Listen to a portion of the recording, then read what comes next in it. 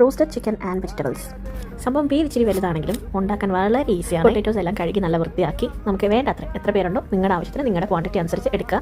കഴുകി വൃത്തിയാക്കി സ്ക്വയർ ആയിട്ട് മുറിച്ചിട്ട് അതിലേക്ക് ഉപ്പ്, കുരുമുളക്, പിന്നെ റോസ്മേരി ഉണ്ടെങ്കിൽ മാത്രം, ഇല്ലെങ്കിൽ ജസ്റ്റ് ഉപ്പും കുരുമുളകും പിന്നെ ഒലിവ് ഓയിലും കൂടെ ചേർത്ത് മിക്സ് ചെയ്ത് വെക്കുക.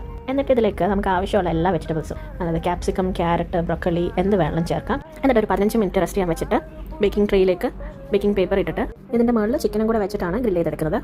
ഉപ്പ്, മുളക് പൊടി, garam masala, ginger garlic paste, ഒരല്പം മഞ്ഞൾപ്പൊടി ഇതെല്ലാം കൂടെ ചേർത്ത് നന്നായിട്ട് മിക്സ് ചെയ്തിട്ട് ഫ്രിഡ്ജിൽ ഞാൻ ഓവർനൈറ്റ് മാരിനേറ്റ് ചെയ്ത് വെച്ചിരുന്നതാണ്. വലിയ വലിയ ബാർബിക്യൂ പീസസ് വേണമെങ്കിൽ എടുക്കാം. ഞാനിപ്പോൾ എടുത്തേക്കുന്ന ചെറിയ ബ്രസ്റ്റ് ചെറുതായിട്ട് മുറിച്ചതാണ്.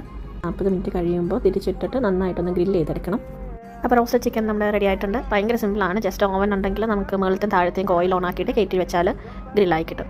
ഇതിൻ്റെ പൊട്ടറ്റോയുടെയൊക്കെ ഫ്ലേവർ ഭയങ്കര നല്ലതാണ്. കാരണം ഇതിലെ ചിക്കൻ്റെ ഒരു വെള്ളമൊക്കെ ഇറങ്ങിയിട്ട് അതിലാണ് ഇത് കുക്കാവുന്നത്. അതുകൊണ്ട് ഭയങ്കര ടേസ്റ്റാണ്. എല്ലാവരും ഒന്ന് ട്രൈ ചെയ്തിട്ട് ഫീഡ്ബാക്ക് അറിയിക്കണേ.